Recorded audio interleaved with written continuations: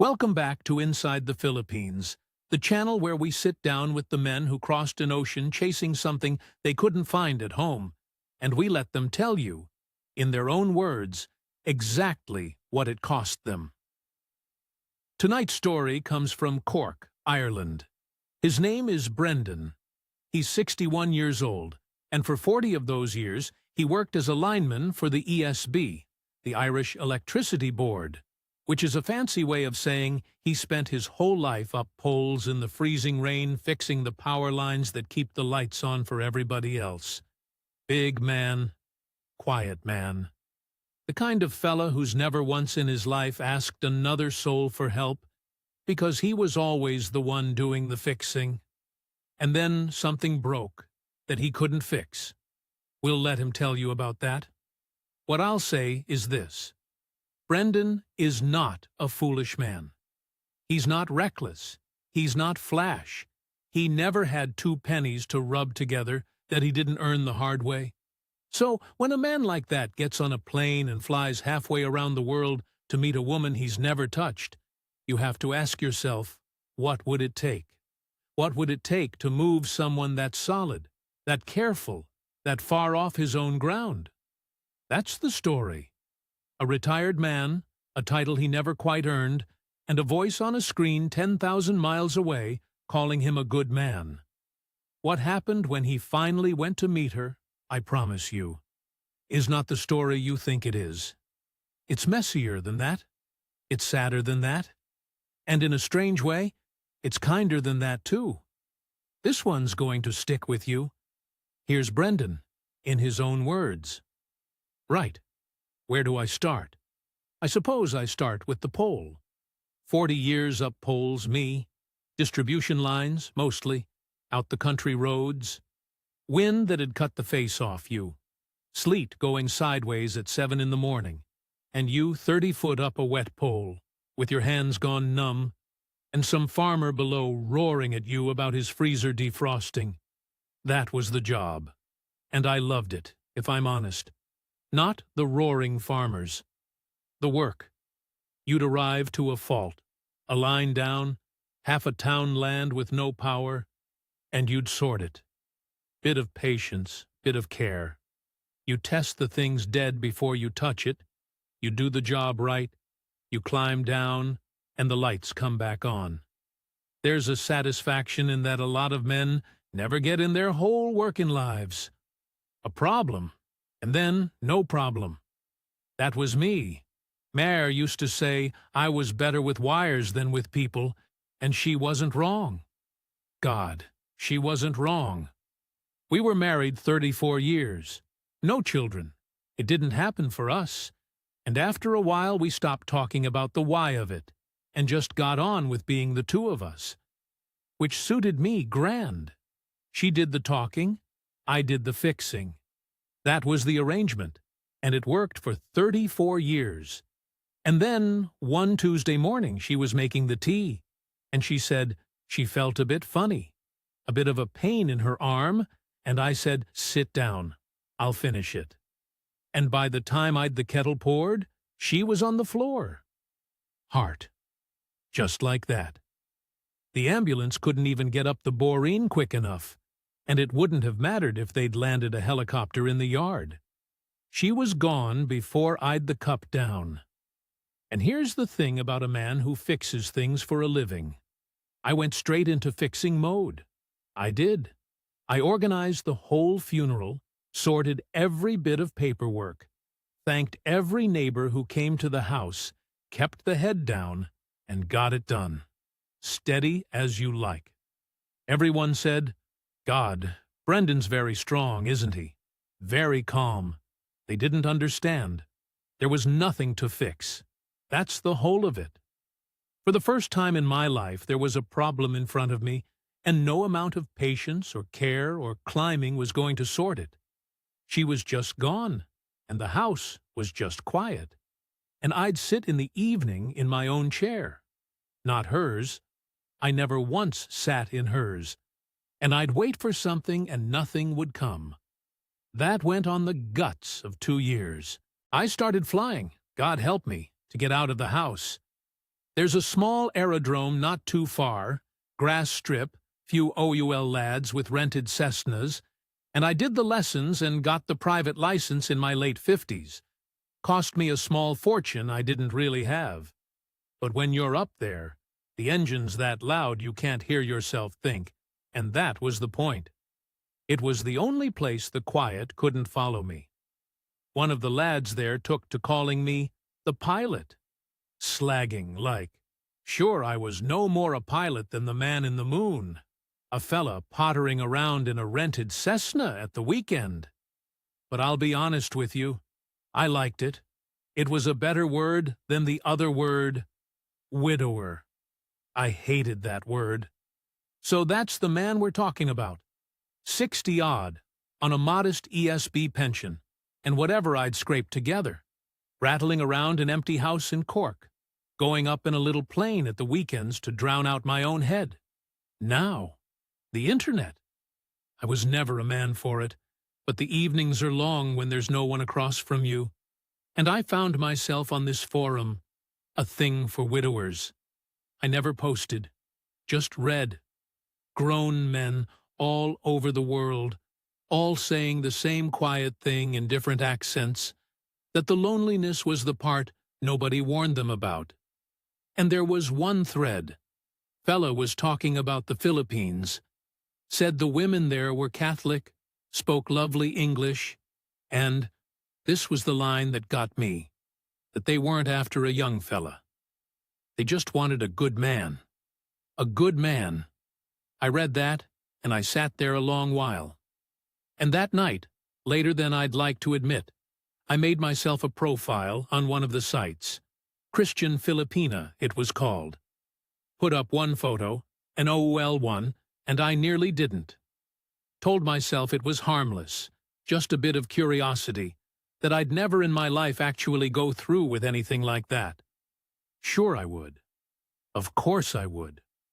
I'd already decided. I just didn't know it yet. So there I was. An OL fella with a profile on a dating site, and no more notion of how it worked than the cat. The first while was desperate. I'll be honest. I didn't know the etiquette of any of it. You'd get messages, and half of them you could tell straight off were rubbish. Too quick. Too sweet.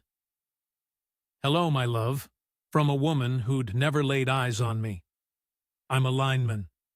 I spent 40 years being able to tell a live wire from a dead one, and there's a similar sort of instinct that kicks in when something's too eager. It sets you on edge. So I'd read these, and I'd think, no, and I'd close the laptop and go make myself a bit of toast and feel like a right Egypt for even being at it. I nearly packed it in a few times, told myself it wasn't for the likes of me. Máire would have laughed her head off, God rest her, seeing me hunched over the screen with the reading glasses on, squinting at it. But I'm getting ahead of myself. Let me tell you about Rhea. She messaged me the one time, and it was different, and I can't fully explain why. It wasn't, hello, handsome, or any of that. She'd read the little bit I'd written on the profile, where I'd mentioned I was a widower, and that I'd worked all my life outdoors. And she asked about the work. That was the first thing. Not, was I lonely? Not, was I looking for love? She asked what a lineman actually did. Was it dangerous? And she called me Sir Brendan. Sir Brendan. I laughed at that. Nobody'd ever sirred me in my life. I was Brendan, or I was hear you from a foreman, or I was the pilot from the lads at the strip. But she had this way of it, very respectful. And I found out later that's just how a lot of them are reared over there, the Po and Oppo and the manners. At the time I just thought, well, isn't she a polite one? She was 38. Nursing aide in a hospital in Iloilo, which I had to go and look up on the map. I'll admit, I hadn't a clue where it was.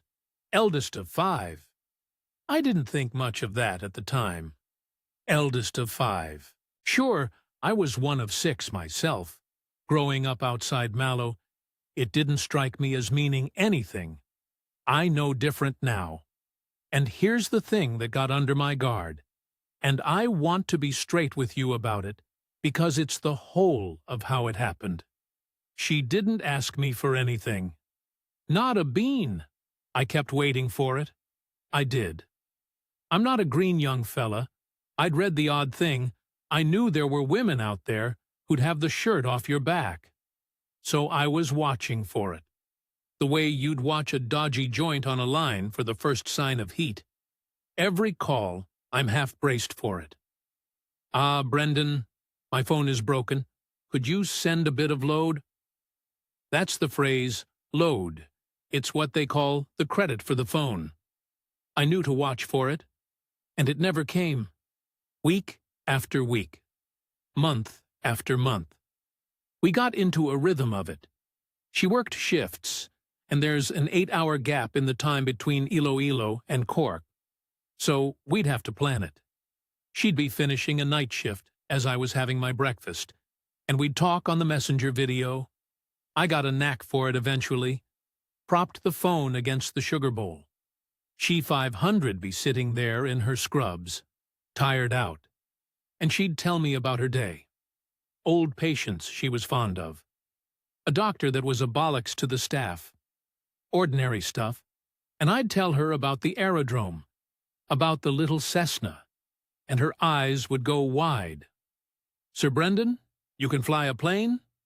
And I'd have to explain I wasn't a real pilot. I just pottered about. But she wouldn't have it. To her I was a pilot. And I'll not lie to you, that felt good. Nobody'd been impressed by me in a long, long time. She was Catholic, and not in the way I am, which is to say, lapsed, and only in the door for funerals. She meant it. She'd say a little prayer sometimes at the end of a call. Ask God to keep me safe. And there was nothing put on about it. It reminded me of my own mother, of Sundays when I was small, that quiet steadiness of a woman who just believes, and it costs her no effort. 2 years I'd been rattling round that empty house, and this was the first thing that felt warm, the first thing that felt like home, and it was coming down a phone line from the far side of the planet. There's a strangeness in that I still haven't got the head around. I want to be fair to her here, even now. I've had time to think about all of it, and I've turned it over and over the way you'd turn a bad fuse in your hand, trying to work out what went. And I still believe those early months were real. I do. Whatever came after. She'd remember things I'd said weeks before. A cousin of mine had been poorly, and she'd ask after him by name. That's not nothing. You don't do that for a mark. Or maybe you do. Maybe the good ones do, and that's the part that does your head in, because you can't ever fully know. But I'm getting ahead of myself again. In those first 3 months, there was none of that doubt. There was just a lonely old fella in Cork, propping his phone against the sugar bowl of a morning, looking forward to a tired woman in scrubs telling him about her day. And the thing I keep coming back to, the thing I'd say to any man watching this who's in the early bit of one of these and thinking, sure, it's grand, she's never asked me for a thing. That was the proof, for me, that she never asked. I built the whole trust of it on the fact that she never put the hand out. I think about that a lot now, because it never once occurred to me, not for a second, that a person patient enough not to ask for months might just be a person who understood, better than I did, exactly what she was building. I didn't think that. Why would I? She was praying for me by the sugar bowl. One just thought I'd got lucky at last. The first time she took money off me, she cried. I want you to understand that, because it matters to how the whole thing went. This wasn't a woman with the hand out. This was 4 months in, maybe 5. And we'd been talking every day, and one morning she was off. Quiet, not herself. I asked her what was up, and she wouldn't say at first, kept saying it's nothing. Brendan, it's a family thing, don't worry. And I pushed a bit, the way you would. and it came out that her mother was diabetic, type 2. And the medication and the strips for testing the blood and the trips to the clinic, it was all money they hadn't got that month because something else had gone wrong. A roof or a bill, I forget which. And she wasn't telling me so I'd pay. That's the thing. She was telling me because I'd asked, and she was upset. When I said I'd send something, she said no. Flat no. I did not tell you for this, Brendan. Nearly offended. She was. And I had to more or less talk her into taking it. Now, I've had a long time to think about that little performance, if that's what it was. And here's where I've landed. And I'll be honest with you because there's no point in me being here otherwise. I don't fully know. I've turned it over 100 times. Was it a setup? The reluctance? Was it the oldest trick going? Make him insist? Maybe. Maybe it was. Or maybe her mother was genuinely sick, which she was. That part was true. One saw the woman later with my own eyes, and maybe a proud woman genuinely didn't want to take money off a man she'd never met. Both of those can be true at the one time. That's the thing nobody tells you. Both of them can be true at once, and you'll never separate them out. 15,000 pesos a month it started at. That's about €230 for the mother's medicine and the clinic. And I want to be straight about what that was to me. It wasn't nothing. I'm on the ESB pension, which is a decent enough pension as these things go, better than the state one, but I'm not a rich man. I never was. I'd a bit put by, maybe €25,000, the savings of a lifetime of not drinking it or gambling it. So $230 a month? I could carry that. It wasn't going to break me. Sure, that's nothing to me, I said to her, and I meant it as a kindness, and it was more or less true. But you see what I did there. I set the thing at a level I could carry, and once you can carry a thing, you stop weighing it. That's the trap, and I walked into it with my eyes open and my chest out, feeling like a great fella. She sent me photographs. Every single time. The pharmacy bag from the mercury drug. The receipt. Once a little video of her mother at the clinic waving at the camera. This small woman with a lovely soft face saying, "Thank you, Poe. Thank you, Sir Brendan," in this shy little voice. And I ate it up. Course I did. It felt marvelous. Here's me, a useless owl widower rattling round a house in Cork, with nothing to fix. And suddenly, I'm fixing something. There's a woman getting her insulin because of me. You can't put a price on how that felt to a man, in the state I was in. This is the bit I'd want any man watching to really hear. It wasn't the romance that hooked me. I could have resisted the romance, I think. I'm not a soft man about that sort of thing. It was being useful. It was being needed. 2 years of being no use to anybody, and here was a whole family that needed the thing I had, which was a bit of money and a steady hand. That's what got me. Not love. Purpose. Ria explained it to me one evening, the way it works over there, and God help me, I found it beautiful at the time. She told me about it. The utang na loob. The debt you owe to the ones who reared you and helped you. That you don't shrug off your family the way we do here. That the eldest, especially the eldest daughter, carries the whole lot of them on her back, and it's an honor, not a burden. Or it's meant to be. She'd been sending money home her whole working life. Half her nurse's aid wages, small as they were, going back to the family every fortnight. And she said it so plainly. No drama in it. Just, this is how it is. This is what a good person does. And I thought, God, isn't that a fine thing? We've lost that here. My own mother went into a home and we visited on a Sunday and told ourselves that was grand. These people would never dream of it. I admired it. I genuinely did. I still do, in a way, and that's what makes it such a knot to untangle. Because the thing I admired was real. That culture is real. That obligation is real. It's not invented to skin foreigners. Millions of them are out working in Dubai and Hong Kong and Saudi, sending every spare peso home to exactly this. It's the realest thing about the place. But it's also the perfect shape of a thing to pour a lonely man's money into.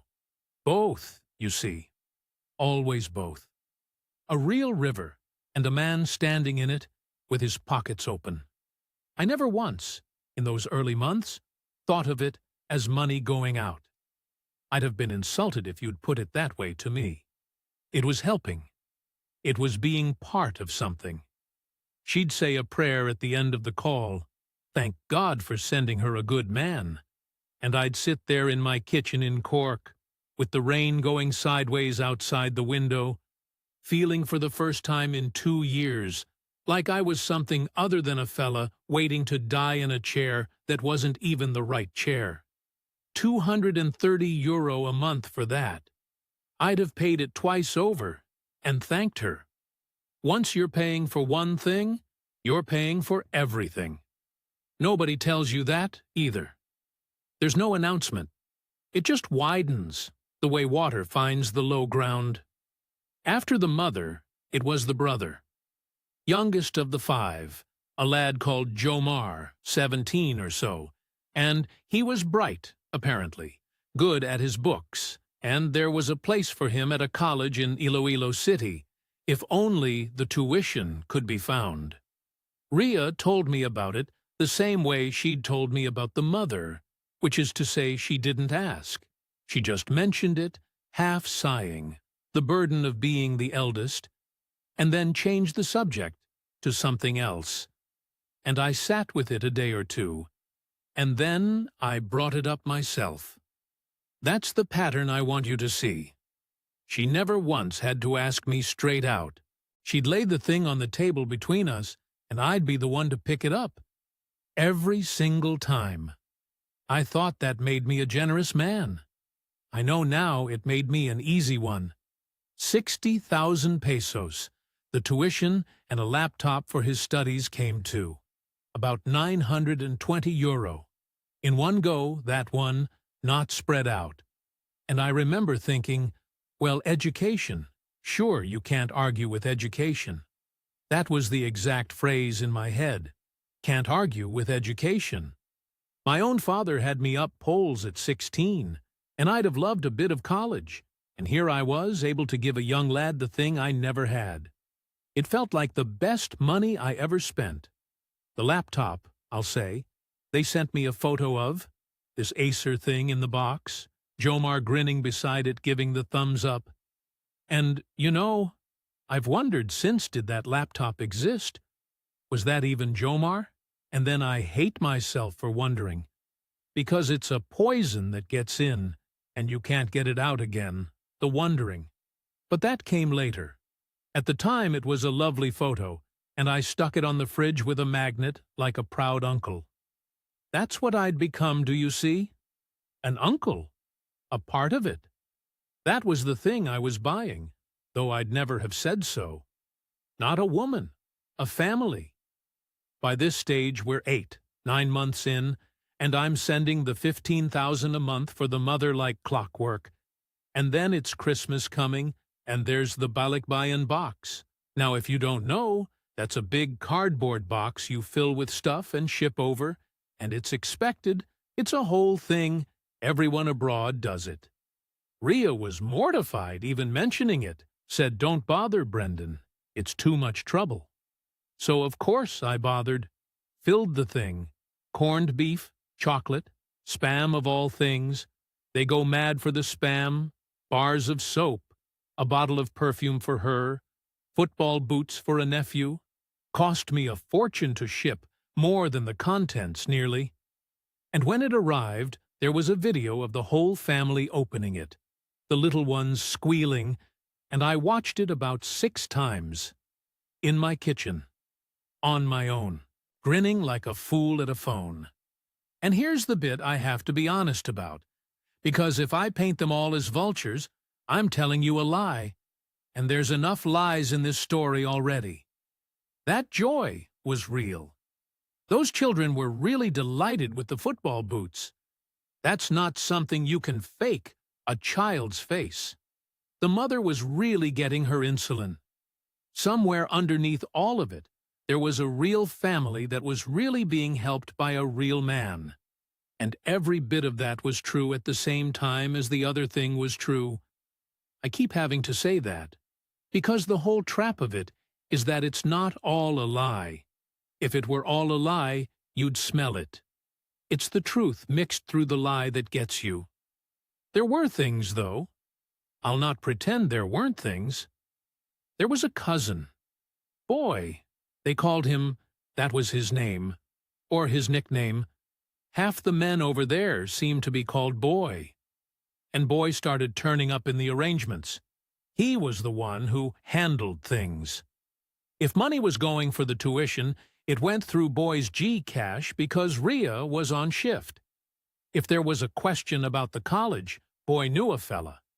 He was helpful. Very helpful. And a couple of times when I got Rhea on the video, she seemed tired in a different way, distracted, and she'd say the signal was bad, and she'd have to go, and the call would end quicker than I'd have liked. I noticed. I want to be clear, I noticed. I'm not a stupid man, whatever else I am. I'd sit there after and think, that was quick. She was quare and quiet, and then I'd talk myself down off it. She works 12-hour shifts, Brendan, on her feet, wiping down old fellas like the one you'll be soon enough. Of course she's tired, and the signal over there is genuinely desperate. That part's true. The internet drops the whole time. So I'd file it away. Note the fault, don't fix it, don't even really look at it. That's the difference between me on a pole and me on that laptop. Up a pole, I'd never in 40 years say, "Ah, sure, it's probably grand," about a reading I didn't like. You check it. You always check it. But with her, I kept deciding the reading was probably grand. The other thing I'd say to a man watching, and this is the important one, I'd become the fella who provides. That was my whole worth in it now. And once that's your worth, you can't stop. Because if you stop, what are you? I was terrified, though I'd not have used the word, that if the money stopped, so would the family, so would the good morning messages, so would the prayers, and I'd be back in the chair. The wrong chair. So the money wasn't buying her at all, in the end. It was buying me a way out of that kitchen. And I decided, around then, 9 months in, that I couldn't keep doing it down a phone line. That I had to go.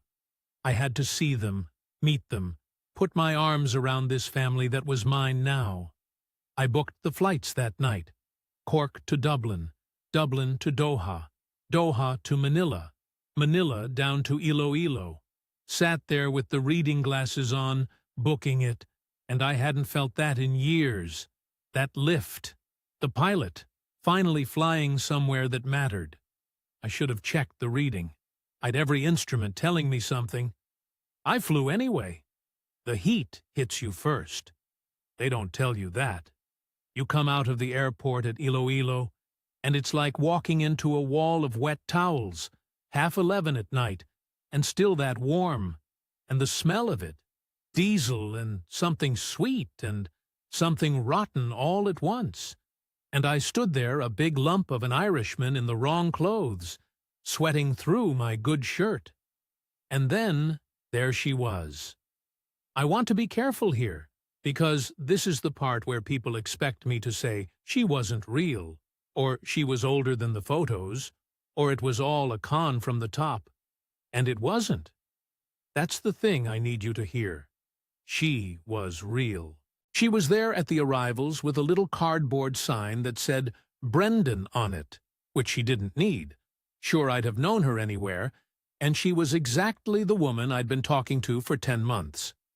Shy, a bit nervous, wouldn't hardly look at me for the first few minutes, And when she did, there were tears in her eyes. And I don't believe to this day those were put on. You can't tell me those were put on, so we're clear. It wasn't all a lie. Hold on to that, because it makes the rest of it worse, not better. 3 weeks I was there, and they were, I'll say it plain, some of the happiest weeks I'd had since Máire died. The family took me in like I was one of their own. The mother, the real live mother, insulin and all, held my 2 hands and cried and said, "Salamat, Salamat," over and over. The little ones climbed on me. I brought pasalubong, the gifts, you have to, I'd been told. And I got it right, and you'd think I'd handed out gold bars.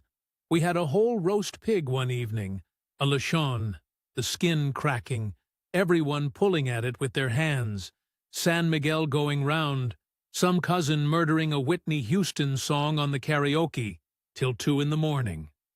Roosters going at 4. Church bells at 5. I barely slept, and I didn't care. Now, the money.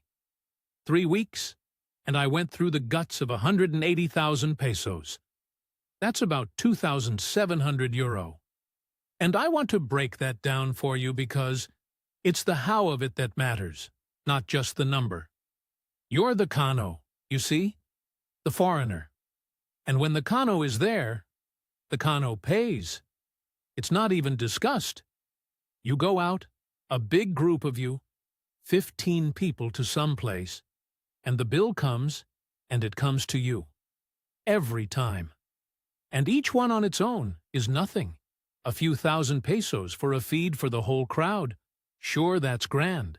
That's cheaper than a takeaway at home. But it's every day. Every single day for 3 weeks. And you can't be the mean kano. That's the worst thing you can be, so you pay, and you smile, and you pay again. Then there was the visa thing. The cousin, boy, the one who handled things.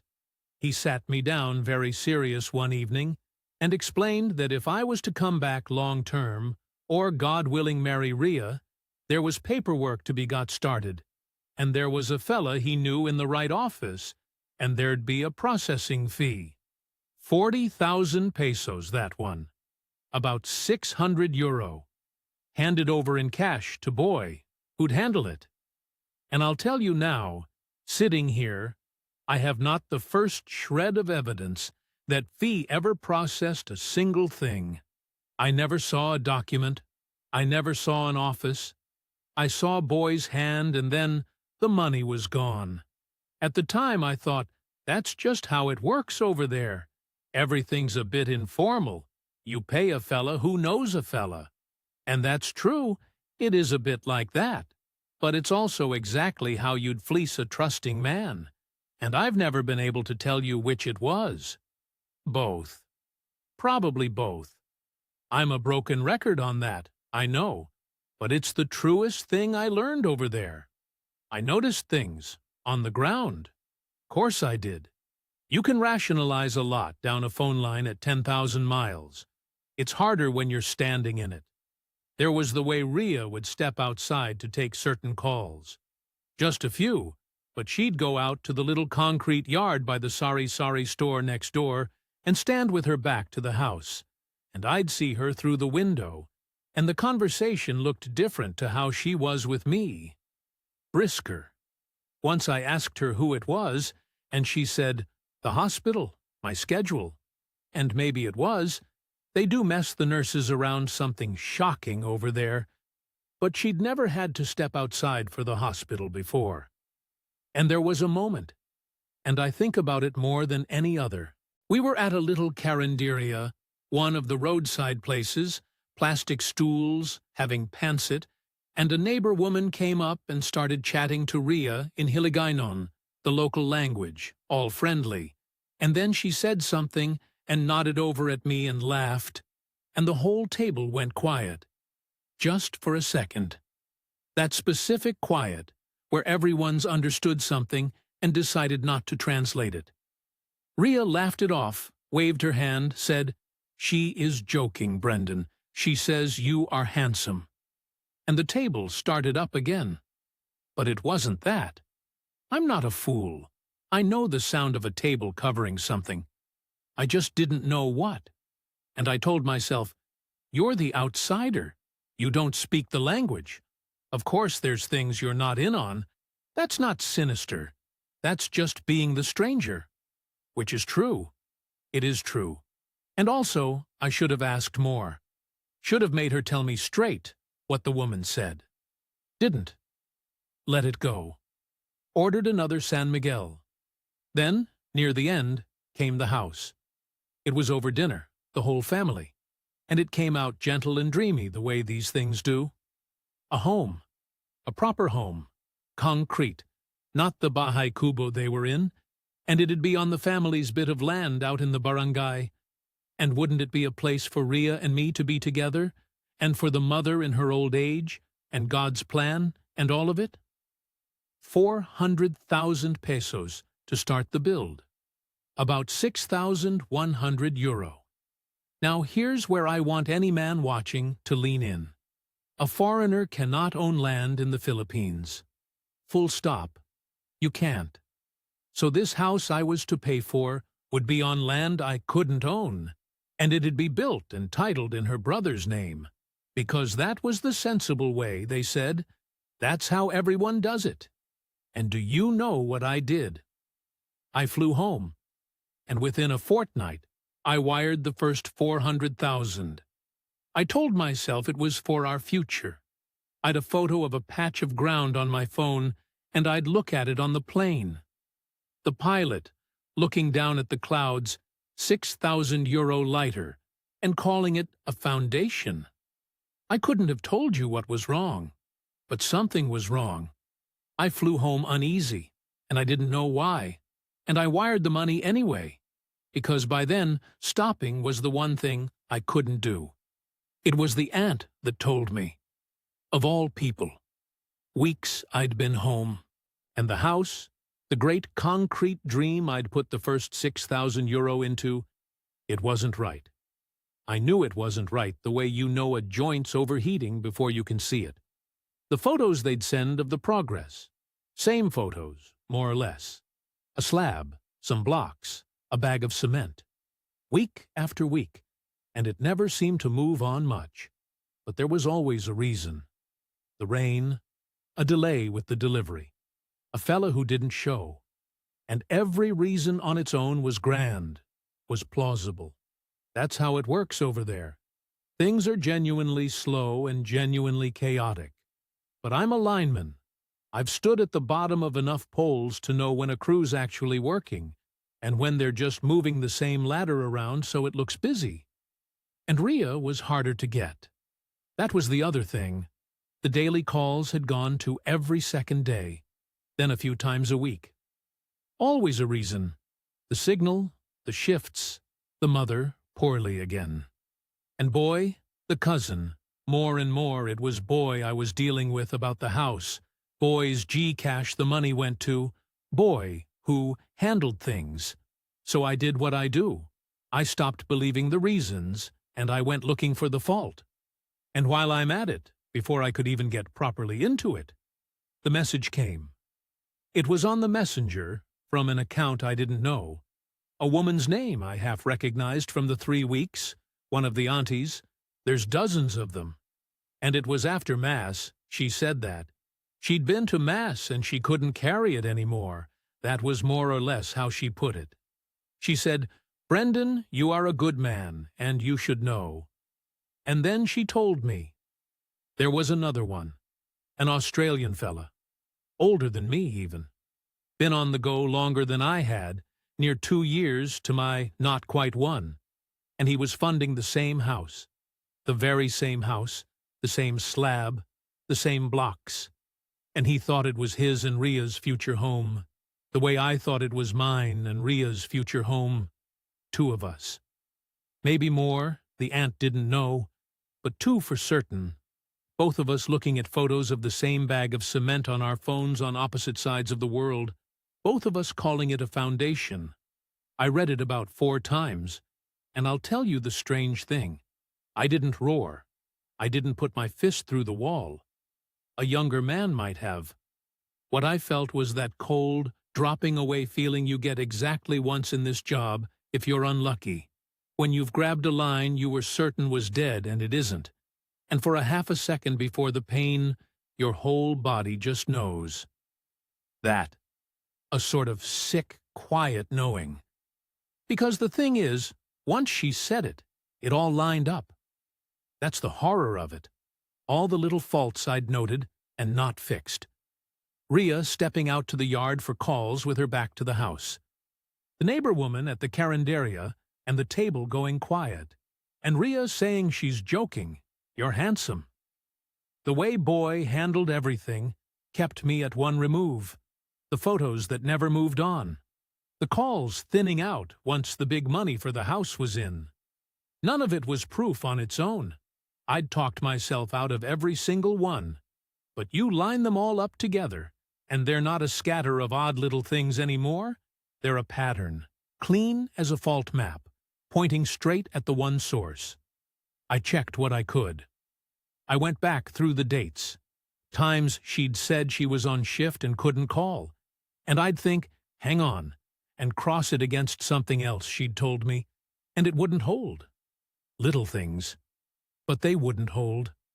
I confronted her the once. Just the once. On the video, calm as I could make myself, and I'm a calm man to start with. I didn't shout. I told her what I knew. Named the Australian. Named the house. Asked her straight was it true. And she cried. She cried, and she didn't deny it. That's the part one keep. She didn't say the aunt was lying, didn't say there was no Australian, none of that. She cried, and she said it wasn't like that. And she said her family, the pressure, the mother, she had no choices, that I didn't understand what it was to have 5 people on your back and no way to carry them but this. And she said she did care for me. She said that, through the tears, that she did care. And here's where I have to be honest with you, because it's the whole point of me sitting here. I could not tell you, then or now, whether those were the tears of a woman who'd been caught and was afraid of losing a good soft mark, or the tears of a woman who genuinely liked the old fool she'd been fleecing and hated the thing her life had made her do. I've turned it over more than anything else in the whole business. And I think it was both. I've said it about everything else. I'll say it here too. Because I think it's the truest thing I know now. I think she did care for me a bit. And I think she took me for everything she reasonably could at the same time. Those two things sitting side by side in the one woman, no contradiction to her at all. Because when you're that poor, and you've that many mouths behind you, caring and taking aren't opposites. They're just Tuesday. I hung up. Didn't slam anything. Just hung up and sat in the kitchen, in the good chair, and the fridge still had the photo of Jomar and his laptop stuck to it with the magnet. Half a house I'd never own, in a country I'd flown home from, in a brother's name, with an Australian somewhere doing his own sums. And the maddening thing, the thing that took me longest to sit with, was that I still couldn't hate her. God help me. I tried. It wouldn't come. So, what did it cost me? People always want the number, and I'll give it to you, because I said I'd be straight. All in, near enough €14,000. The 15,000 pesos a month for the best part of a year. That's the mother. The 60,000 for Jomar's schooling. The 3 weeks over there, another 2,007 odd. The processing fee to Boy that processed nothing. And the 400,000 for the house. A house that's a slab and some blocks in a barangay outside Iloilo, on land I can't own, in a brother's name, that I will never in my life set foot in again. €14,000. Out of savings of about 25, so more than half the lot. The savings of a lifetime of a man who never drank it or gambled it. And I handed better than half of it across the world to a family I met for 3 weeks. And I want to be careful about how I total it, because the money's the easy part. The money you can count. There's other things on the bill. There's the year. A whole year of my life where every morning had a shape to it because of the calls, and that's gone, and the mornings are just mornings again. There's a bit of my pride, obviously, a big lump of that. A man doesn't like to be the fool, and to be the fool at 61, when you thought you were past being made a fool of, that's a particular flavor of it. And there's my niece. My real one, back home. Máire's sister's girl, who I'm close to. She'd asked me, gently, once or twice, was I sure about all this, and I'd bit the head off her, told her mind her own. And I had to go back to her after and say she was right and I was wrong. And that's a hard walk to the door, that one. Harder than the 14 grand, if I'm honest. Where am I now? I'm in Cork. Same house. I still don't sit in Máire's chair. Some things don't change. I'm back flying the little Cessna at the weekends, and the engine's still loud, and it still does the job of drowning out the head. And I'm glad of it. I'm all right. I want to say that clear, because I know how this sounds, and I'm not looking for anyone's pity. I'm poorer, and I'm a fair bit wiser, and I'm still standing, and that's more than some men get out of one of these. Now, what would I say to you? Because that's why I sat down for this, not to cry about my 14 grand. Here's the thing I keep coming back to. The whole time, my proof that she was honest was that she never asked. She refused the money the first time. She was reluctant, and I built the entire trust of the thing on that reluctance. And that was exactly the wrong reading. Because I'll tell you what I know now that I didn't. A woman refusing your money isn't proof she's honest. It's just the smart way to start. The clumsy ones ask on day one, and you spot them a mile off, and you close the laptop. The good ones, the patient ones, they never ask. They wait. They let you insist. They let you be the generous fella, the hero, so that every peso feels like your own idea, your own kindness. That's not the absence of the trap. That is the trap. The reluctance is the trap. And I'm a lineman. 40 years. There's one rule up a pole, and it's the only rule that matters. You test the thing's dead before you touch it. You do not trust that it's dead because it looks dead. Because the switch is off. Because a fella told you it's grand. You test it. Every single time. It's the difference between climbing down and not. And this one time, the one time it mattered most, I didn't test the line. I looked at it, and it looked dead, and it felt dead, and my whole self wanted it to be dead. So I grabbed it. I got a shock. Not the full jolt. It didn't kill me. 14,000 euro, and a bad year and a hard word owed to my niece. And I got off with a shock. Some men grab that same line, and it's their house, their whole pension, the lot. Some men are still over there, overstayed, blacklisted, no money to fly home. I read about them now, on that same forum I never post on. I got off light. So that's my one thing. Test the line. Doesn't matter how dead it looks. Doesn't matter that she's crying, that she's praying, that she refused the first time, that the mother's really sick, that the family's really poor, and half of it might really be true. Both can be true. Test it anyway. Ask the hard questions. Let someone at home who loves you and owes you nothing take a look at it. And if you can't bring yourself to test it, if you find you don't want to know, then that right there is your answer. And it's the same answer it'd be up a pole. Count yourself lucky if all you get is a shock.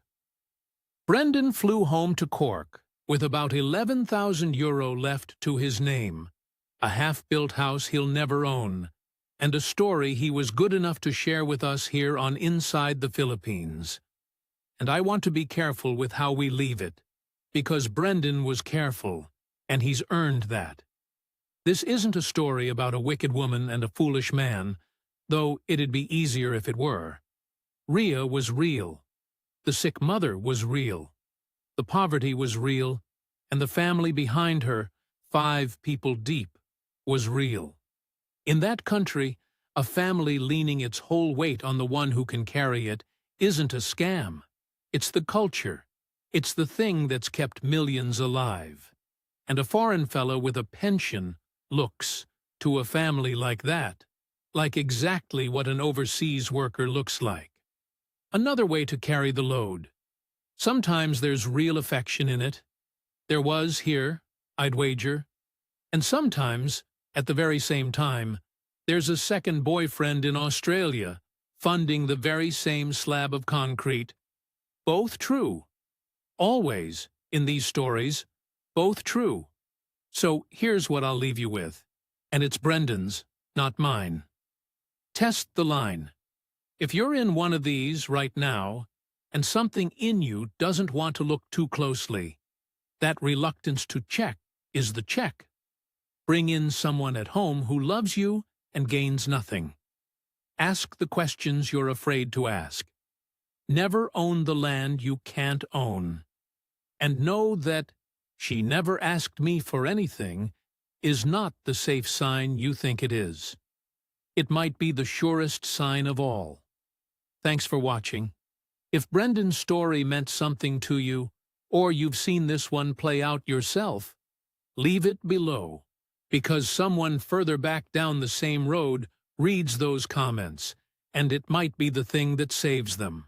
Look after yourselves, and we'll see you next time, here on Inside the Philippines.